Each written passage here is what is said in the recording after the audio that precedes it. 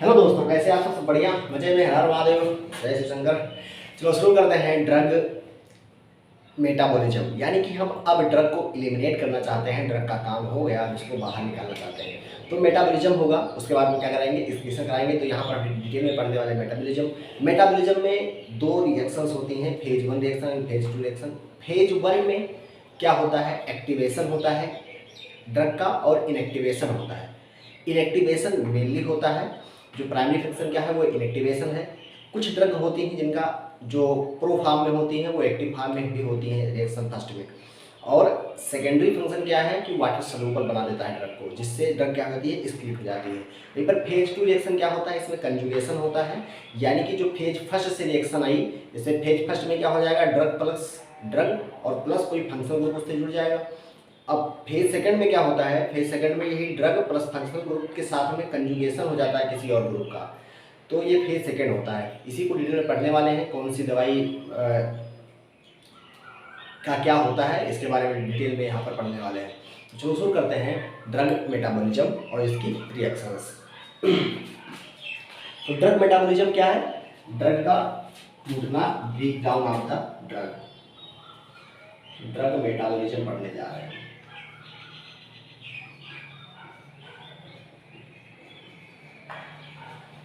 Drug metabolism, देखो drug का जो मेटाबॉलिज्म होता है वो दो रिएक्शन द्वारा होता है। मेटाबॉलिज्म फेज फर्स्ट और फेज सेकंड द्वारा होता है। दो रिएक्शंस होती हैं जो ब्रेक डाउन करवाती हैं किसका, ड्रग का, फेज फर्स्ट और फेज सेकंड। इसमें क्या होता है, ड्रग प्लस फंक्शनल ग्रुप लग जाता है और ये फेज सेकंड में जाती है ड्रग, तो ये ड्रग प्लस फंक्शनल ग्रुप और प्लस कंजुगेट लग जाता है इसमें, कंजुगेट। तो ये फेज फर्स्ट और फेज सेकंड का ओवरव्यू हुआ।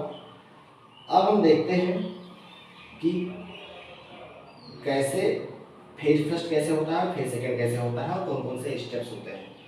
तो फेज फर्स्ट और फेज सेकंड का ऐसे आप लिखिए, उनका स्टेप लिख देते हैं यहाँ पे।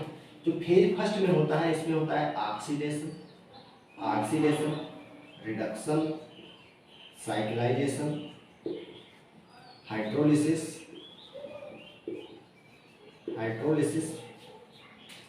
और एलिफेटिक हाइड्रोक्सिलेशन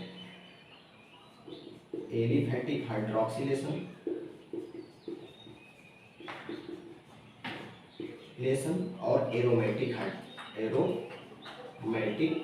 हाइड्रोक्सिलेशन और डीएमिनेशन। इसमें स्टेप कितने होते हैं, oxidation, reduction, cyclisation, hydrolysis, aliphatic hydroxylation, aromatic hydrolysis और डीएमिनेशन। इसको याद करने के लिए आप याद कर सकते हैं डोरचा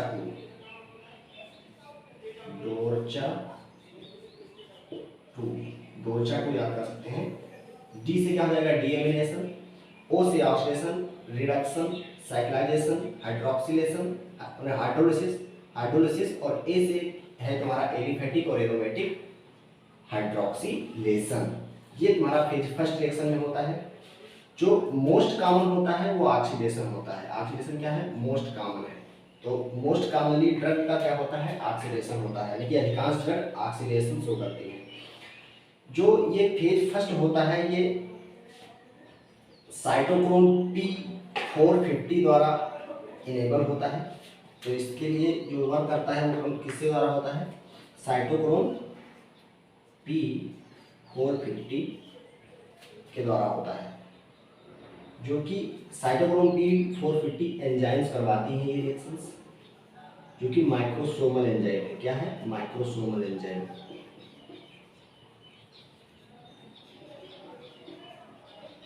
माइक्रोसोमल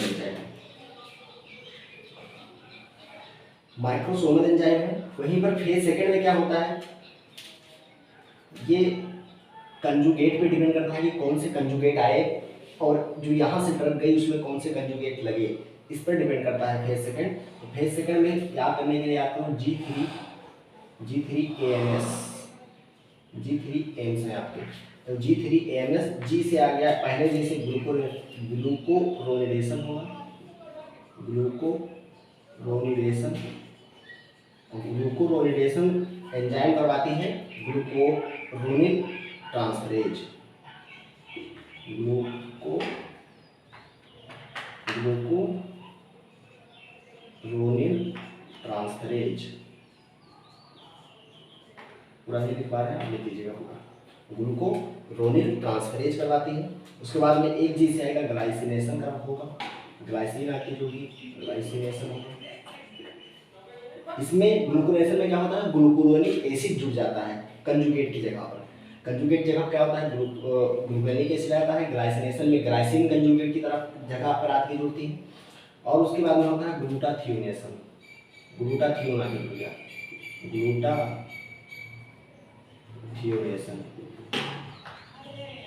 ग्लूटाथियोनेशन। और ये खत्म हुआ G3। फिर ए से है एसिटाइलेशन। एसिटाइलेशन में कंजुगेट कौन से होंगे, एसिटिल या एसाइल ट्रांसफरेज होगा। क्या होगा, एसिटिल और एसाइल ट्रांसफरेज द्वारा होगा एसिटाइलेशन रिएक्शन। और एम से क्या है, मेथाइलेशन। मेथाइलेशन होगा, मेथिल ग्रुप आके जुड़ जाए कंजुगेट की तरह।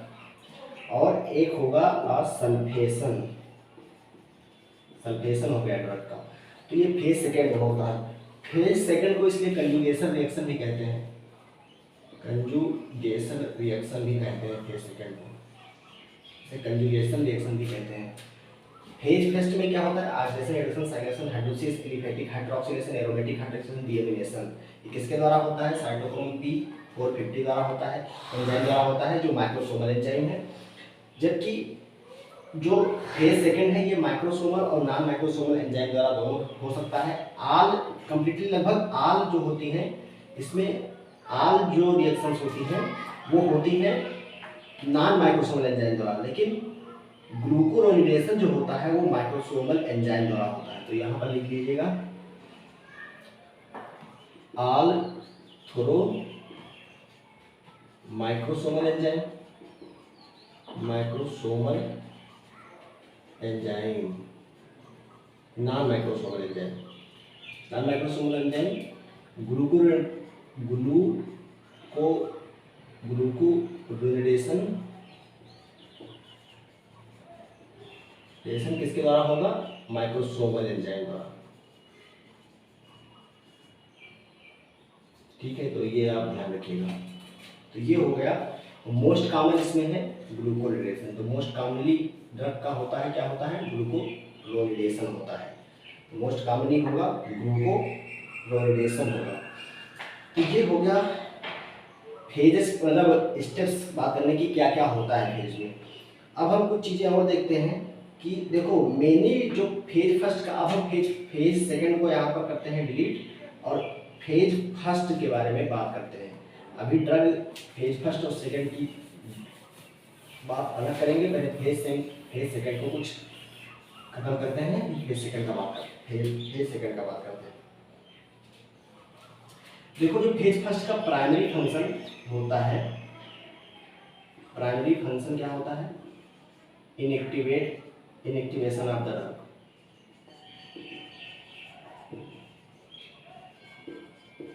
इनएक्टिवेशन ऑफ ड्रग होता है प्राइमरी फंक्शन, लेकिन ये वाटर सोल्यूबल ही बनाती है ड्रग को, ये क्या था, सेकेंडरी फंक्शन होता है। तो कुछ एक्सेप्शन होते हैं कि प्रो ड्रग क्या होते हैं, उनका एक्टिवेशन भी होता है। तो प्रो ड्रग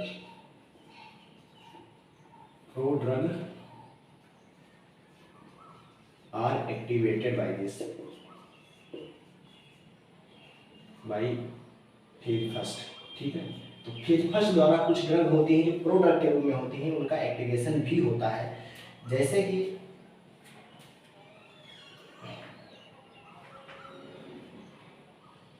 कि है लेवोडोपा हो गया, लीवोडोपा। अब जो लीवोडोपा होती है वो प्रो फॉर्म में होती है, जो ब्लड ब्रेन बैरियर को क्रॉस कर जाती है, उसके बाद में वो डोपामाइन में चेंज हो जाती है, जो कि एक्टिव फॉर्म है। तो वो कौन करवाएगा, फेज फर्स्ट भी क्या कराएगा, उसको एक्टिवेट कराता है। तो लेवोडोपा हो गया, जो कि ड्रग है प्रो फॉर्म में होगी, इसका एक्टिवेशन करवाएगी। क्लोपिडोजेरेन, पीडोजेरेन जो होगा इसका भी एक्टिवेशन होता है। प्रोग्वानिन हुआ, प्रोग्वानिन होगा, इसका भी एक्टिवेशन होता है। All angiotensin converting enzyme inhibitor जो क्या होती हैं, प्रो फॉर्म में होती हैं, उनका क्या होता है, एक्टिवेशन होता है, एक्सेप्ट कैप्टोप्रिल एंड लिसिनोप्रिल। तो except captopril and lisinopril, all angiotensin converting enzyme inhibitors, इसके एग्जाम्पल होते हैं जो प्रोडक्ट के रूप में होते हैं, वो एक्टिवेट होते हैं। तो ये हुआ प्रोडक्ट के बारे में। सेकेंडरी फंक्शन क्या होता है, सेकेंडरी फंक्शन क्या होता है, वाटर सॉल्युबल बनाना ड्रग को, वाटर सॉल्युबल ड्रग बनाना, और सेकेंडरी फंक्शन के रूप में ये भी आएगा एक्टिवेशन। तो मोस्ट फेवर क्या होगा, इनएक्टिवेशन, यानी कि अगर आप आर्डर को पूछे तो पहला नंबर पे आएगा इनएक्टिवेशन, दूसरे पर आएगा एक्टिवेशन, और तीसरे पर आएगा वाटर सॉल्युबल ड्रग बनाने में फेज फर्स्ट रिएक्शन का उपयोग होता है। तो ये हो गया फेज सेकंड के बारे में कुछ जनरल चीजें। अब हम साइटोक्रोम फेज सेकंड को, फेज फर्स्ट को खत्म ही कर देते हैं, उसके बाद में फेज सेकंड के बारे में बात करेंगे। तो फेज फर्स्ट को खत्म ही कर देते हैं, तो इसको हम यहाँ से कर देते हैं डिलीट, और फिर और कुछ चीज़ें बताते हैं, साइटोक्रोम के बारे में बताते हैं। क्योंकि साइटोक्रोम एंजाइम जो होती है माइक्रोसोमल एंजाइम है, वो हेल्प कर रही है रिएक्शन फर्स्ट में, यानी कि फेज फर्स्ट में कौन हेल्प कर रहा है, साइटोक्रोम P450। देखो जो साइटोक्रोम P450 है, इसका माने क्या है, कि इसका मान क्या है, तो इसको साइट है, क्या है, प्रोटीन है। साइटोक्रोम क्या होता है, प्रोटीन होता है। तो ये हीम प्रोटीन होती है, हीम प्रोटीन है, हीम प्रोटीन। और हीम प्रोटीन जानते हैं किससे बाइंड करेगी, ऑक्सीजन से। पी क्या है, कि ये डिस्कवर हुआ है प्लांट पिगमेंट से, plant pigment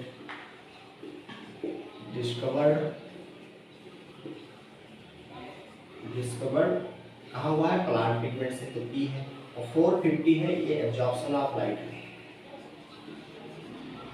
absorption of light को दर्शाता है कि ये इतने वेवलेंथ का 450 एंगस्ट्रॉम नैनोमीटर का वेवलेंथ ये एब्जॉर्ब करता है। 450 नैनोमीटर वेवलेंथ का लाइट ये एब्जॉर्ब करता है, इसलिए इसको साइटोक्रोम P450 कहते हैं। साइटोक्रोम कई प्रकार के हो सकते हैं। अब साइटोक्रोम का नाम जो प्रदर्शित किया जाता है वो फैमिली सब फैमिली और आइसोफॉर्म नंबर के रूप में प्रदर्शित किया जाता है, जैसे कि है साइटोक्रोम P, यानी कि साइटोक्रोम P प्लांट से डिस्कवर हुआ, प्लांट पिगमेंट से डिस्कवर हुआ है, तो इसलिए P नाम दिया। तो साइटोक्रोम P 2b6 है, 2b6 है। तो यहाँ पे इतना तो हमको पता है, बता दिए ऊपर कि ये होता है, लेकिन ये क्या है 2, तो 2 है फैमिली, क्या होती है फैमिली, 2 क्या है फैमिली है,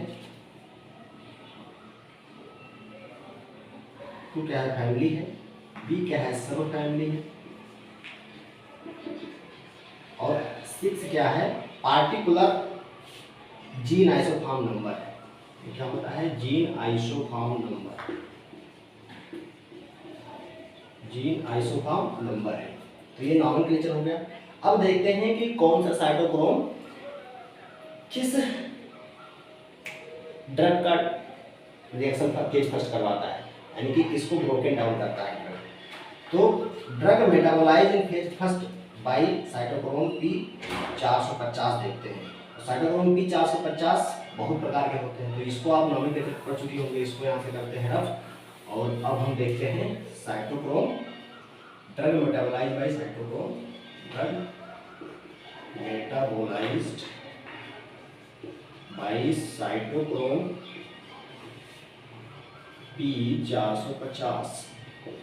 तो पहला साइटोक्रोम आता है साइटोक्रोम P1A2। साइटोक्रोम 1A2 ये मोटाबलाइज करवाता है पैरासीटामॉल को। पैरासीटामॉल टैक्रीन, और थियोफाइलिन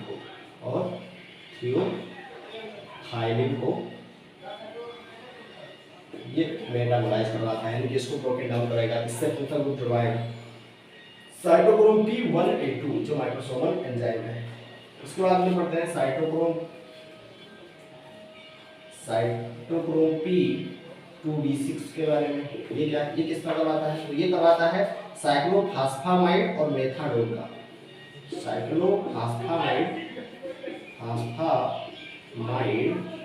और मेथाडोन का।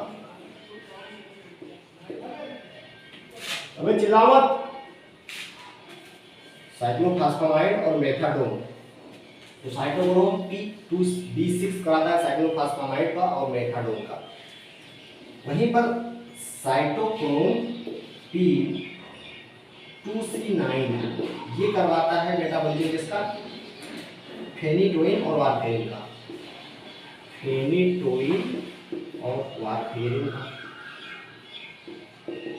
ठीक है, मेटाबॉलिज्म करवाएगा।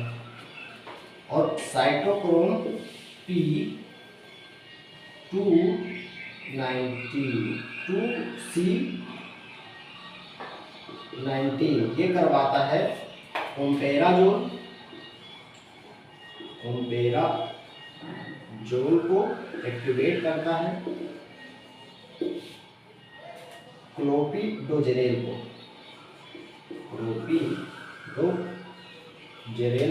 पहले पीछे पढ़ रहे हो कि एक्सेप्शन होते हैं।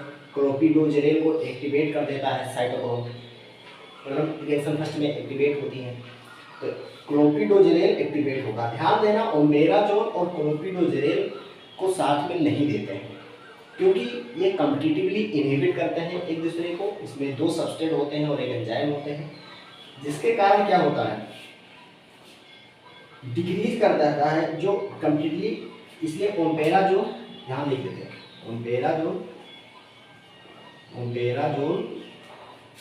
एंड क्लोपिडोग्रेल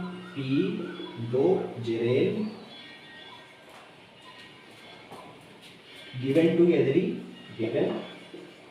together competitively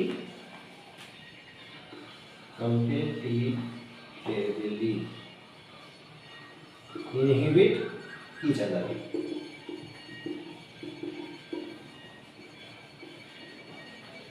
और इसमें दो सबस्ट्रेट होंगे और एक एंजाइम होगा। ठीक है, इसलिए ओम्पेराजोल क्या कर देगा, क्लोपिडोग्रेल का इफेक्ट डिक्रीज कर देगा। इसलिए क्या हो जाएगा, ड्रग फेलियर हो जाएगा। क्या हो जाएगा, ड्रग फेलियर हो जाएगा। अगला साइटोक्रोम देखते हैं। इसको हमको यहाँ से डिलीट करना पड़ेगा। इसको आप लोग लिख लीजिएगा, लिखते रहिए साथ में, जिससे बहुत ही फायदा होगा। अगला साइटोक्रोम देखते हैं, साइटोक्रोम P2D6। ये क्या करवाता है, साइकेट्रिक ड्रग को का मेटाबॉलिज्म करता है। साइकेट्रिक ड्रग का मेटाबॉलिज्म करवाता है। और ओपियाइड, जैसे कि ओपियाइड और बीटा ब्लॉकर। तो ओपियाइड्स और बीटा ब्लॉकर का मेटाबॉलिज्म करवाएगा साइटोक्रोम P2D6। साइटोक्रोम P2E1 ये क्या करवाता है, ये इनफ्लोरेन एंड इथेनॉल का मेटाबॉलिज्म करवाता है। इनफ्लोरेन इथेनॉल का मेटाबॉलिज्म करवाएगा। साइटोक्रोम, अब इसको जरा सा ज़्यादा जगह चाहिए तो यहाँ पर ये करते हैं, इसको पीछे आप लोग लिख चुके हैं। अगला है साइटोक्रोम, जो मोस्ट कॉमन है, साइटोक्रोम P3A4, ये मोस्ट कॉमन है, सबसे ज़्यादा ड्रग का मेटाबॉलिज्म यही करता है। तो ये मेटाबोलाइज करता है ग्रेटर देन 50% ऑफ ड्रग, 50% से ज़्यादा ड्रग का मेटाबॉलिज्म करता है ये। जैसे कि डिगॉक्सिन हो गई, डिगॉक्सिन, रिफाम्पिसिन, मिफेप्रिस्टोन। मिफेप्रिस्टोन तो आपको याद ही होगा, ये जरूरत पड़ती है इन सबको। डिगॉक्सिन, रिफाम्पिसिन, मिफेप्रिस्टोन और एरिथ्रोमाइसिन एस्ट्रोजन।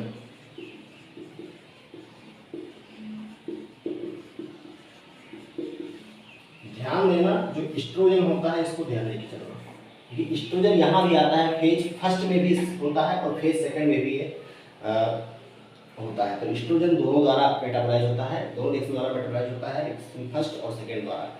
एक बार वाटर सोल्यूबल होगा, उसके बाद लिपिड सोल्यूबल होगा। तो गट बैक्टीरिया इसमें लोग पहले करते हैं, उसको जिसमें पढ़ाएंगे परेशान रखेंगे आप। अब हम चलते हैं फेज सेकंड रिएक्शन के बारे में, क्योंकि हम फेज फर्स्ट लगभग खत्म कर चुके हैं। बस एक मतलब एस्ट्रोजन का बारे में और बताना है, तो एस्ट्रोजन दोनों में कॉमन है, इसलिए उसको फेज सेकंड रिएक्शन बनाने की बात बताएंगे। तो अब हम चलते हैं फेज सेकंड रिएक्शन की तरफ। फेज सेकंड देखो, मैं जो कंजुगेट होता है वो मैं बता चुका हूँ कि ग्लूकोनेशन में क्या होता है, ग्लूकोनिक एसिड होता है, ग्लाइसिनेशन में ग्लाइसिन होता है, एसिडाइलेशन में एसिटिल या एसाइल ट्रांसफरेज होता है, और ये सब चीज़ें कंजुगेशन करवाती हैं फेज सेकंड में। तो फेज सेकंड क्या होता है, वो कंजुगेशन पे डिपेंड करता है। और ये क्या करता है, इसका प्राइमरी फंक्शन आप जान लीजिए। प्राइमरी फंक्शन क्या होता है, फंक्शन क्या होता है इसका, वाटर सॉल्यूबल बना देना ड्रग को, वाटर सॉल्यूबल ड्रग बनाना। तो जानते हो आप, अगर वाटर सॉल्यूबल ड्रग हुआ तो वो इंटेस्टाइन में जाके रिलीज हो जाएगा, इंटेस्टाइन में जाएगा, और उसके बाद में वो एक्सक्रीट कर दिया जाएगा। ठीक है, तो ये इसका प्राइमरी फंक्शन क्या होता है, वाटर सॉल्यूबल ड्रग बनाना, क्योंकि इंटेस्टाइन में छोड़ दिया जाएगा और उसके बाद में क्या हो जाएगा, एक्सक्रीट हो जाएगा। तो ये फेज सेकंड के बारे में बात हो गया। अब फेज सेकंड में देखते हैं कि कौन सी दवाई क्या करवाती है। तो इधर देखो, ग्लूकोरेनिडेशन सबसे ज़्यादा होता है। तो पहला पढ़ लेते हैं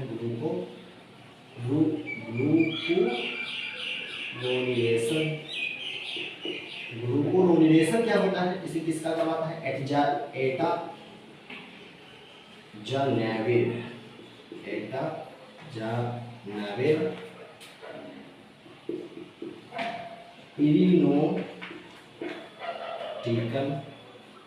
इरिनोटेकन और एस्ट्रोजन का क्या होता है, ग्लूकोरेनिडेशन होता है।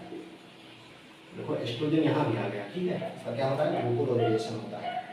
तो एटजेनाविर, इरिनोटेकन और एस्ट्रोजन का, तो AEI इसको याद कर लो।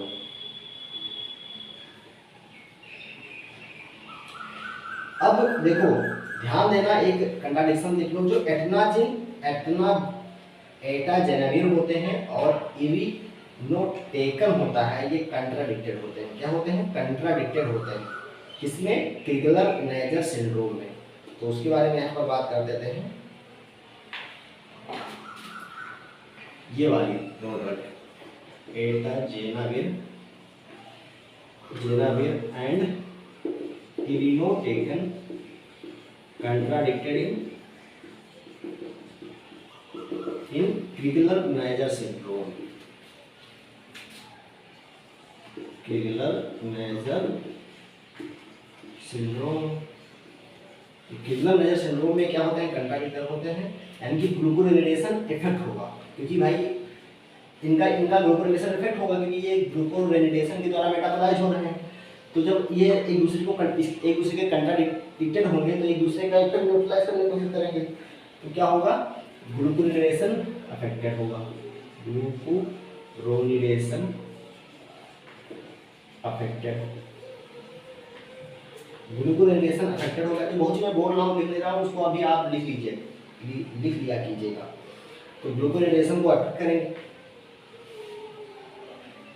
जो एटजा, एक और चीज याद रखना, जो एटाजेनाविर होता है, एटाजेनाविर होता है, ये स्टीवन जॉनसन सिंड्रोम भी कॉज करता है। ये कॉज करता है,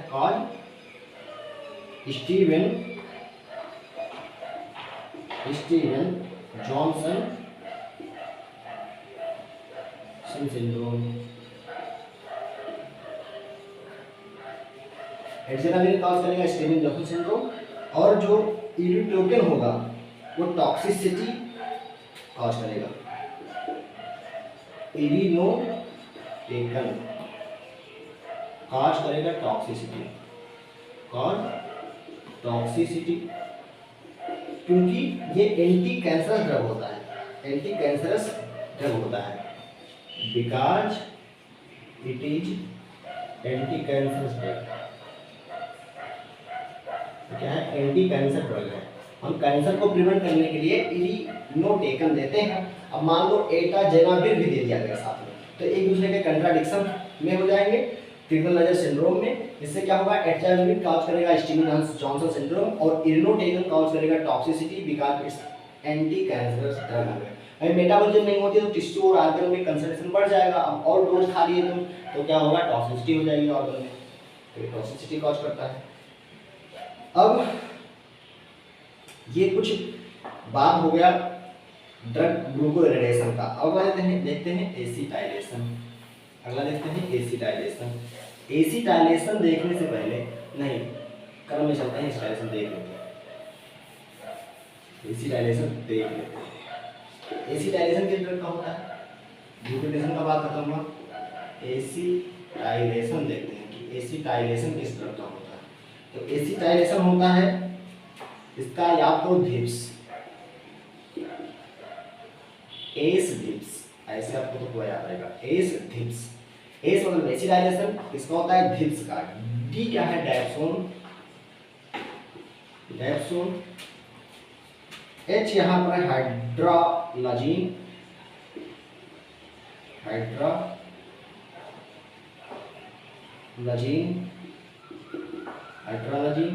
डैप्सोन, हाइड्रालाजीन। आई से आइसोनियाजाइड, क्या है? आइसोनियाजाइड, INH भी शार्ट में इसको कहते हैं, ठीक है, आइसोनियाजाइड। पी है जो यहाँ पर प्रोकैनामाइड है, प्रोकैनामाइड है, और एस से है यहाँ पे सल्फोनामाइड। क्या है? सल्फोनामाइड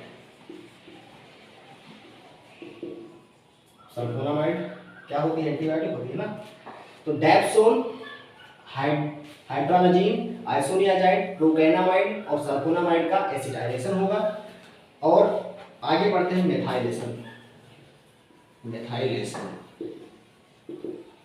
मेथाइलेशन होगा 6-मर्कैप्टोप्यूरिन का,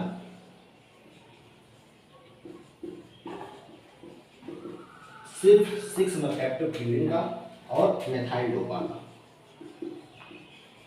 नाम ही है मेथाइल डोपा। तो 6-मर्कैप्टोप्यूरिन तो मेथाइल डोपा का मेथाइलेशन होगा। अगला है सल्फेशन। सल्फेशन होता है स्टेरॉइड्स का,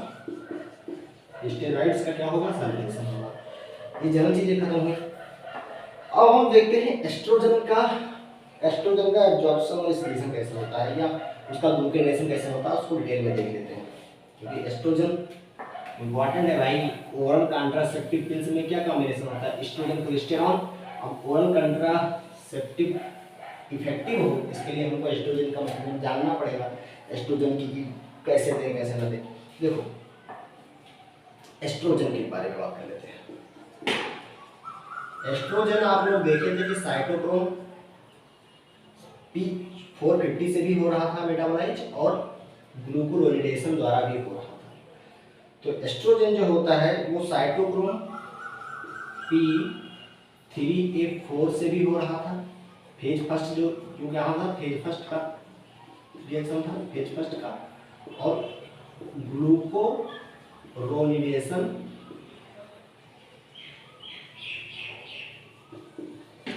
भी हो रहा था इसमें। तो ये दोनों, ये जो कि क्या थी? फेज फेज सेकेंड, तो फेज फर्स्ट और फेज सेकेंड दोनों से ये मेटाबोलाइज होता है एस्ट्रोजन। ग्लूकोरेनेशन फेज सेकेंड में। अब पता है कि ग्लूकोरेनेशन से क्या होगा, वाटर सोल्यूबल हो जाएगा एस्ट्रोजन, वाटर सोल्यूबलाइज कर देगा, और इससे क्या होता है, इनएक्टिवेशन होता है। प्राइमरी फंक्शन क्या होता है फेज फर्स्ट का, इनएक्टिवेशन, तो इससे क्या हो जाएगा, इनएक्टिवेशन हो जाएगा। तो वाटर सोल्यूबल बनाएगा फेज सेकेंड और ये इनएक्टिवेशन करेगा। वाटर सोल्यूबल जो होगा वो इंटेस्टाइन में जाएगा, इंटेस्टाइन में जाएगा और बाद में क्या कर जाएगा, एक्सक्रीट, तो पहले बता चुका हूँ। तो एक चीज यहाँ ध्यान दीजिए, टी हाफ जो होता है एस्ट्रोजन का, T half increase by enterohepatic circulation. अगर एस्ट्रोजन का इंटेरोहिपेटिक सर्कुलेशन हो गया तो इसका टी हाफ इंक्रीज हो जाता है, क्योंकि सर्कुलेशन में पहुंच गया तो ये ज़्यादा देर तक रहेगा हमारे ब्लड में, इसलिए इसका टी हाफ इंक्रीज। अगर टी हाफ इंक्रीज हो तो टी हाफ इंक्रीज करता है कौन, इंटेरोहिपेटिक सर्कुलेशन। तो ये बात हो गया एस्ट्रोजन का। अब समझते हैं कि जो एस्ट्रोजन है लीवर में क्या होगा, लीवर में फेज फर्स्ट और फेज सेकंड रिएक्शन होगा, क्योंकि जितना भी मेटाबॉलिज्म होता है ड्रग का कहाँ पर होता है, लीवर में होता है। तो लीवर में क्या होगा, मेटाबॉलिज्म। तो इसको हम यहाँ पर आप लिख लिए होंगे, नहीं लिखे हैं तो पीछे करके रोक के लिख लीजिए। देखो एस्ट्रोजन है, एस्ट्रोजन है, ये जाएगा लीवर में, डिस्ट्रीब्यूट मान लीवर में गया, लीवर में तुम्हारा first phase and second phase reaction होगी, first phase second phase reaction होगी, और इसका जो एस्ट्रोजन था वो ग्लूकोरेनिक एसिड यानी कि ग्लूकोरेनेशन हो गया। ये क्या बनाएगा, वाटर सोल्यूबल बना देगा, इसको वाटर सोल्यूबल कर देगा, वाटर सोल्यूबल हो गया, क्योंकि क्या होगा, ग्लूकोरेनेशन हो गया, तो ये वाटर सोल्यूबल हो जाएगा। वाटर सोल्यूबल होगा तो ये गट में चला जाएगा, कहाँ पर, इंटेस्टाइन में। ये कहाँ जाएगा, इंटेस्टाइन में। ये क्या है, गट है। यहाँ पर बैठे होंगे भैया गट बैक्टीरिया, गट बैक्टीरिया, और गट बैक्टीरिया क्या करेंगे, जो एस्ट्रोजन प्लस ग्लूकोरेनिक एसिड आया, जो इसमें ग्लूकोरेनिक एसिड था उसका इसमें गट बैक्टीरिया में होता है ग्लूकुरोनिलेज एंजाइम, जो ब्रेक डाउन करवा देंगे किसका, ग्लूकोरेनिक एसिड का, ब्रेक डाउन करवा देंगे, ब्रेक ग्लूकोरेनिक एसिड।